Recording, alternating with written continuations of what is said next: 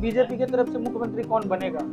ये तो चोर है। पंजाब में 1000 रुपया कहा था। तो उन्होंने केजरीवाल का फोटो लगाकर दिल्ली का सीएम केजरीवाल और भाजपा की तरफ इशारा, कहीं ना कहीं भाजपा की तरफ क्वेश्चन मार्क। तो हाँ दो को जितनी वोट मिलेगी, जी, सुन लो, उन दोनों को, मुझे अकेले वोट। अगर सर आप जीत के इस बार आते हैं जंगपुरा से, तो जंगपुरा के लिए आपके पास क्या स्पेशल प्लान है?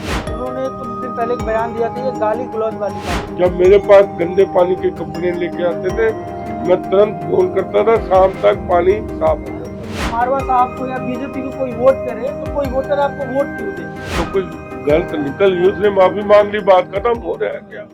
नमस्ते आदाब, मेरा नाम है विक्रम बिंदांजू और आप देख रहे हैं टीटीएस इंडिया। दिल्ली में राजनीतिक सरगर्मियां खूब बढ़ी हुई है और आज हमारे साथ खास बातचीत के लिए जंगपुरा से भाजपा के प्रत्याशी मारवा जी हैं। हम इनसे बात करेंगे और जानेंगे चुनावी माहौल के बारे में। सर आपका स्वागत है टीटीएस इंडिया में, कैसे हैं आप? हाँ, बिल्कुल ठीक है। पहला सवाल, अगर मारवा साहब को या बीजेपी को कोई वोट करे तो कोई वोटर आपको वोट क्यों दे? किस आधार पे आपको वोट करे? किस आधार पर करे वोट? मैं सवाल को और मॉडिफाई कर देता हूँ बोलो। कि अगर कोई नहीं, अब बीजेपी जरूरत नहीं है वोट की। मैं जवाब दे देता हूँ आपका। एक तो भारतीय जनता पार्टी को जंगपुरा में वोट इसलिए दिए क्योंकि 11 साल यहाँ का जो एमएलए था उन्होंने कोई काम नहीं किया। दूसरी बात यह है कि वो इलाके में गया ही नहीं कहीं पर दौरे पे। जी, मेरे को वोट भारतीय जनता पार्टी को इसलिए दे क्योंकि मैंने 15 साल काम किया है, जी, लोगों की सेवा की है, लोगों के बीच में रहता था। 15 साल वो और 11 साल भी लोग मेरे पास ही आते थे थक के कि 15 दिन बाद जब कहीं सुनवाई नहीं होती थी, जब मेरे पास गंदे पानी के कंप्लेन लेके आते थे, मैं तुरंत फोन करता था, शाम तक पानी साफ हो जाता था। जी, और जो भी एडमिशन के लिए आता था उसका एडमिशन कराने गाड़ी में बैठा के, थाने का काम होता था वो मैं करवाता था, दिल्ली नगर निगम का काम होता था मैं जाके करवाता था। इसलिए 11 साल भी मैं घर नहीं बैठा, लोगों के बीच में रहा। अगर सर आप जीत के इस बार आते हैं जंगपुरा से, तो जंगपुरा के लिए आपके पास क्या स्पेशल प्लान है? क्या करेंगे सबसे जंगपुरा पहले जंगपुरा के जो राशन कार्ड बंद है लोगों के, जी, वो खुलवाऊंगा सबसे पहले। और दूसरा, जो पानी गंदा आ रहा है, सीवर सब जगह के चेंज करवाऊंगा जिससे कि लोगों को पानी स्वच्छ मिले। तीसरा, प्रदूषण का पे भी अपने जंगपुरा विधानसभा में टैंकर लगा के रोज सफाई कराएंगे, धुलाएंगे जिससे कि प्रदूषण कम हो, जो जानलेवा हमला करते हैं। चौथा पॉइंट ये है कि सड़कें जो 11 साल से नहीं बनी वो लोगों की सड़कें बनाएंगे, पार्कों में काम कराएंगे और दिल्ली नगर निगम के भी काम हम खुद करेंगे। एज ए एमएलए हम करेंगे, लोगों को ये नहीं कहेंगे कि काउंसलर के पास जाओ, हम खुद करेंगे। सर आप लोगों के बीच जा रहे हैं, चुनाव अब अंतिम दौर में है, 5 तारीख को मतदान होना है, तो क्या रिस्पॉन्स मिल रहा है लोगों का? वो दो को जितनी वोट मिलेगी, जी, सुन लो, उन दोनों को, मुझे अकेले वोट मिलेगी। वो कुल दोनों कौन है? एक कांग्रेस का, एक आपका, और कौन है? अच्छा सर, ये 2013, 15, 20 यहाँ पे लगातार आम आदमी पार्टी का कब्जा रहा है इस सीट पे, तो आप कैसे मुकाबला कर रहे हैं उनसे? बहुत जबरदस्त मुकाबला कर रहे हैं, इतना मुकाबला कर रहे हैं। अभी कहा ना, उन दोनों को जितनी वोट मिलेगी उतनी मुझे अकेले वोट मिलेगी, सुन लो, और जनता को मुकाबला करेंगे।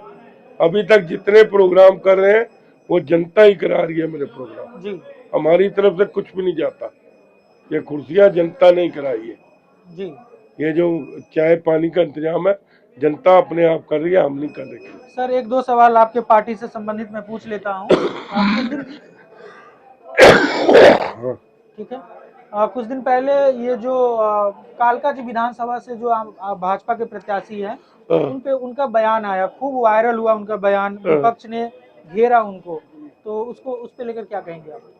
अरे वो भी इंसान है बेचारा, गलती से हो जाती है, गलती किससे नहीं होती। 3-4 घंटे सोता है आदमी, अब हम 4 घंटे 5 घंटे से सोते ही नहीं है, तो कोई गलत निकल गई, उसने माफी मांग ली, बात खत्म। हो रहा है क्या? और है क्या उसमें? कोई उसने किसी की जायदाद छीन ली, कुछ छीन लिया? जी। देखो आदमी है ना।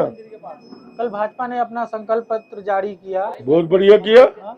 कमाल कर दिया मोदी जी ने। महिलाओं को 2500 रुपया, कमाल कर दिया मोदी जी ने, नरेंद्र मोदी जी। और जो कहते हैं करके दिखाते हैं। महाराष्ट्र में 2000 महिलाओं को दे रहे हैं ना, जी। दे रहे हैं ना लगातार, बंद तो नहीं किया ना। ये तो चोर है। पंजाब में 1000 रुपया कहा था और पंजाब से महिलाएं आ रही है, प्रोटेस्ट कर रही है, प्रोटेस्ट करा रही है कि तू 1000 हमारे को दे, तू यहाँ क्या देगा। फिर सीनियर सिटीजन जो बेचारे बुजुर्ग आदमी, 2000 रुपया उनकी पेंशन थी, उनकी बेटी आ जाती थी घर में, अपने दोते को 100-200 दे देता था, उसका घर का खर्चा चलता था। वो इसने बंद 7 साल से दिया ही नहीं इसने। ये औरों को क्या देगा? देखो ना, एक जो योजना चल रही है आजादी के बाद, किसी ने सीनियर सिटीजन की पेंशन नहीं बंद हुई, पहली बार इसने बंद की 7 साल से।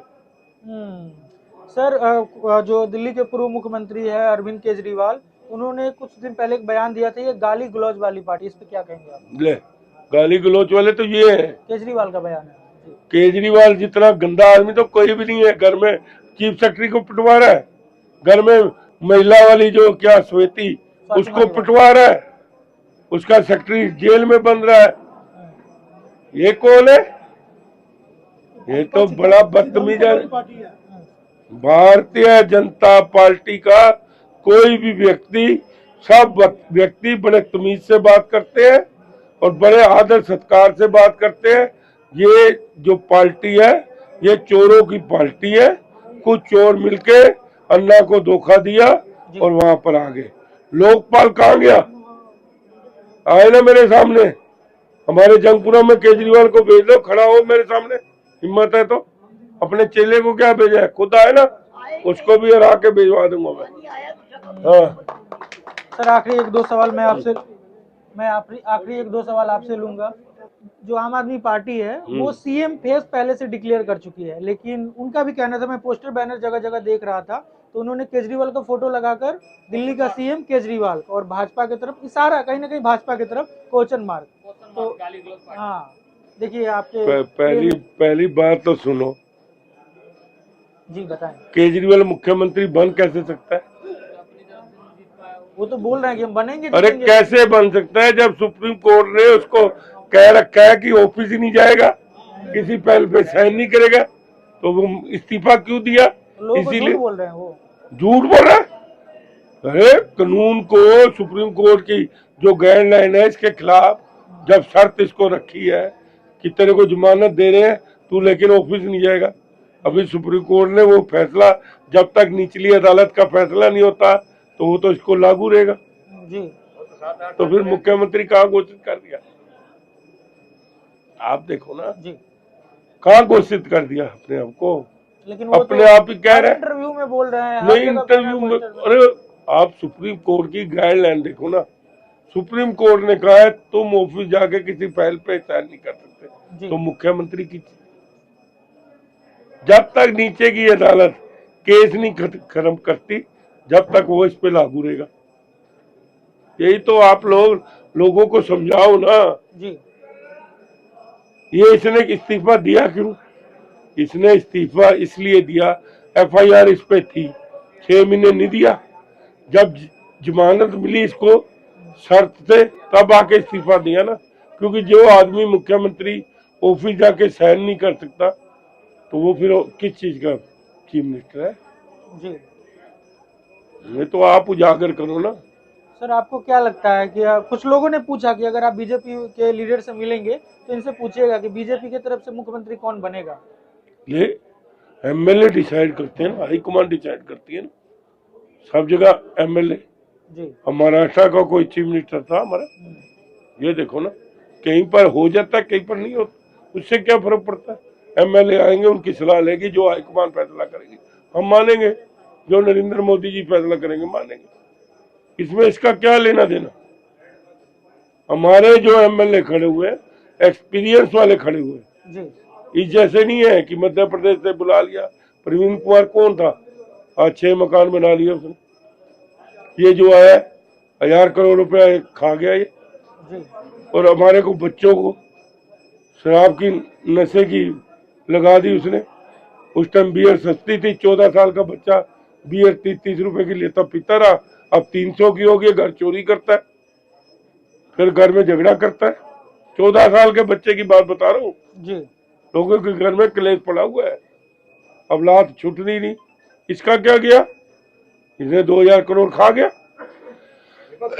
और सबसे बड़ी बात है, 1.5 साल जेल में रहा एक व्यक्ति, जी और उस पर चार्ज करप्शन के।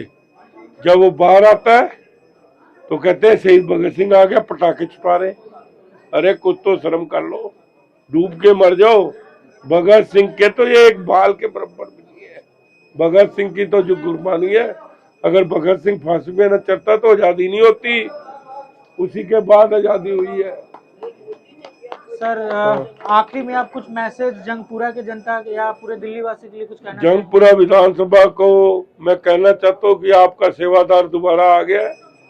15 साल आपकी सेवा की, 11 साल जो आपके काम रुके हुए थे, आते ही 3 साल में वो काम सारे पूरे कर दूंगा।